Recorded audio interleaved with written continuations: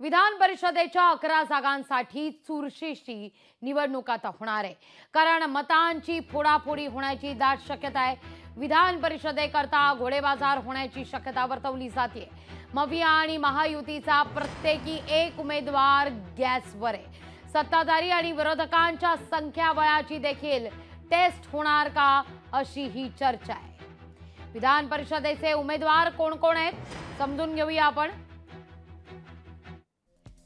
भाजपकडून पंकजा मुंडे, सदाभाऊ खोत, परिणय फुके, अमित गोरखे आणि योगेश टियेकर, तर शिवसेनेकडून कृपाल तुमाणे आणि भावना गवळी हे निवडणुकीच्या रिंगणात आहेत। तिथे राष्ट्रवादी काँग्रेस दादांकडून शिवाजीराव गर्जे आणि राजेश टिकेकर, तर मवियाचे हे 3 उमेदवार जयंत पाटील शेकावतचे प्रज्ञा सातव काँग्रेसच्या, तर शिवसेना उद्धव बाळासाहेब ठाकरे पक्षाचे मिलिंद नार्वेकर रिंगणात आहेत।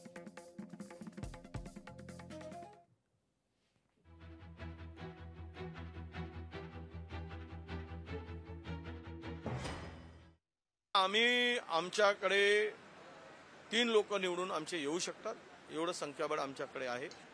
आमचे सगळे मित्रपक्ष, आमच्याबरोबर असलेले समविचारी पक्ष, त्यामुळे आम्ही वापस घेण्याचा प्रश्नच नाही।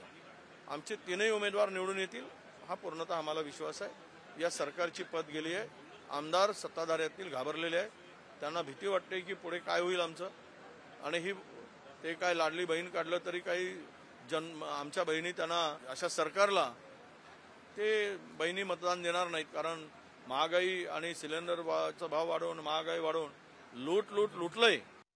महायुती या निवडणुकीत सर्वच्या सर्व उमेदवार आम्ही जे उभे केलेले आहेत महायुतीचे, ते निवडून आणण्याच्या परिस्थितीमध्ये आज आहे। आमचे सर्वचे सर्व उमेदवार जो काही कोटा दिला जाईल त्या कोट्यापेक्षा जादा मतं घेऊन निवडून येतील, एवढंच मला सांगायचं।